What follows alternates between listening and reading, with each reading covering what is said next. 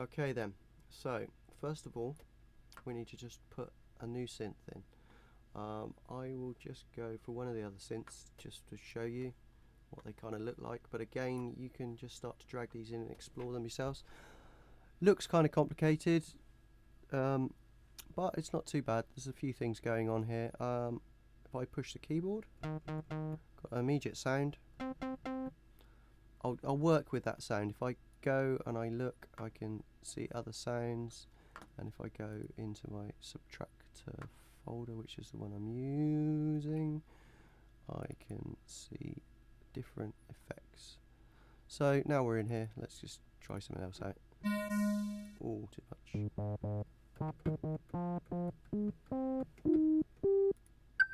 Whoa.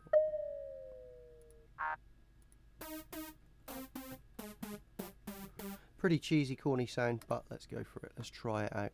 So, in here, there's a filter, so I can control it a little bit.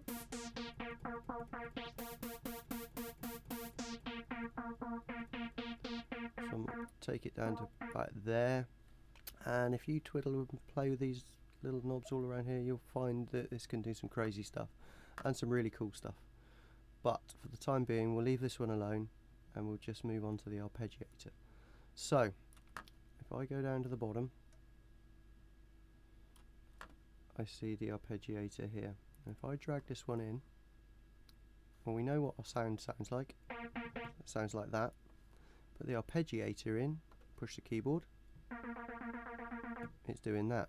And if I click on the octaves, so it's just playing one octave. If I push 2, 3, 4,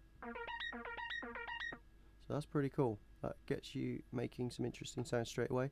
You can go up and down, down. Random's pretty cool.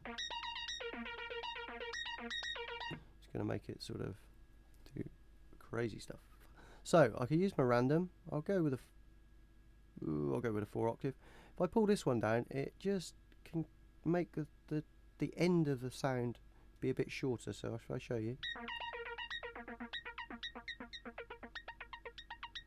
So that's a bit more the sound I want, a little bit more twinkly. So I'm ready to record that sound in, I reckon. So let's just push play.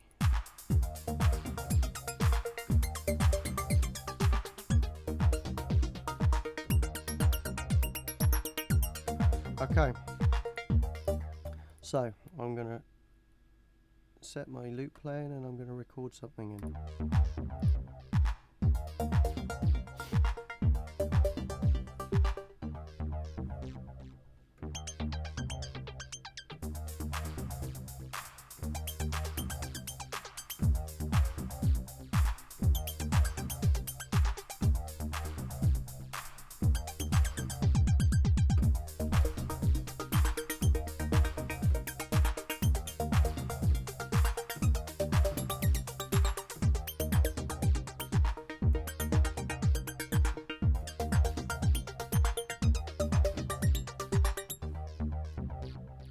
There we go. Right, so I got my little kind of like a lead line. I'm going to push save again because you never know, computers just crash whenever they feel like it. So I want to just maybe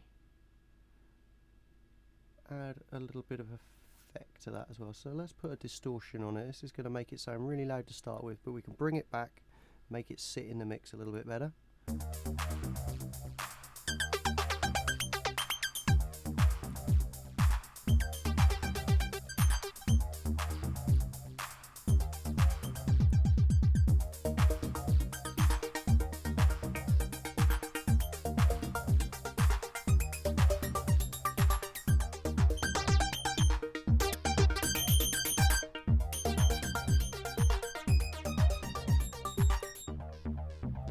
Put a little bit of reverb on it.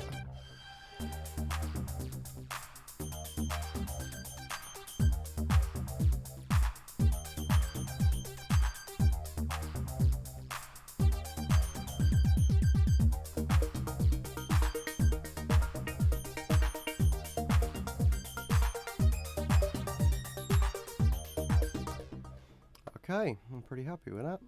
So, for the last tutorial, I'm going to show you how to bounce that down, get it onto your iPhone, onto your computer, onto a CD.